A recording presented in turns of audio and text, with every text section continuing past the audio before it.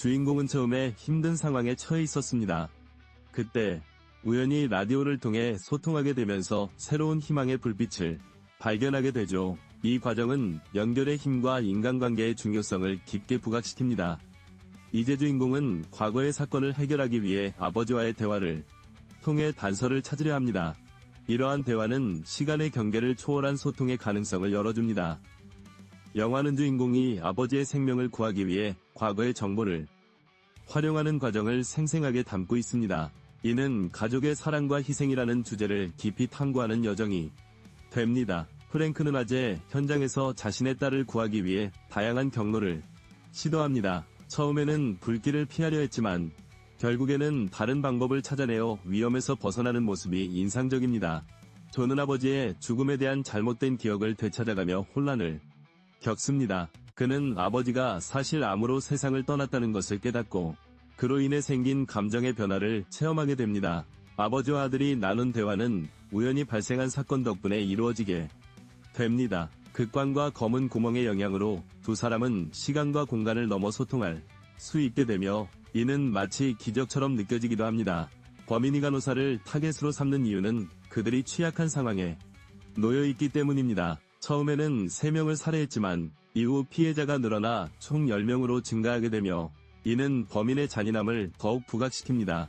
주인공은 범인의 다음 타겟을 파악하기 위해 노력하며 그 과정에서 새로운 단서를 발견하게 됩니다. 이로 인해 범인을 잡기 위한 긴박한 상황이 연출되며 주인공과 그의 친구들은 즉각적인 행동을 취해야 합니다. 주인공의 아버지 프랭크는 범인을 추적하는 과정에서 위기를 겪게 됩니다. 그는 범인에게 습격당하게 되고 상황이 점점 악화되면서 주인공은 그의 안전을 걱정하게 됩니다. 이로 인해 이야기는 더욱 긴박하게 전개됩니다. 주인공이 범인을 추적하는 과정에서 겪는 갈등과 혼란은 사건의 긴장감을 더욱 높입니다. 그는 과거의 사건과 연결된 단서들을 발견하면서 점차 진실에 가까워지는 모습을 보여줍니다. 그러나 경찰과의 대립은 주인공의 입장을 더욱 어렵게 만듭니다. 그는 자신의 무고를 주장하지만 경찰은 그의 진술을 믿지 않으며 상황이 더욱 복잡해집니다. 범인이 경찰서에 침입하여 폭력을 행사하려는 순간 주인공은 기지를 발휘하여 반격을 감행합니다. 이 장면은 그가 범인을 제압하고 진실을 밝혀내려는 결단력을 보여줍니다. 프랭크는 범인을 추적하며 여러가지 위험에 직면하게 됩니다. 그 과정에서 경찰이 범인의 집에서 중요한 증거를 발견하고 그로 인해 프랭크에 대한 위혹이 해소됩니다. 프랭크는 범인과의 대치 중 아들을 지키기 위해 최선을 다합니다.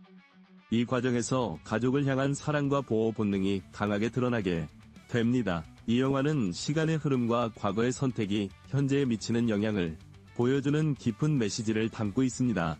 프랭크는 30년 전 이 사건을 반복하지 않기 위해 과감한 결단을 내리게 됩니다.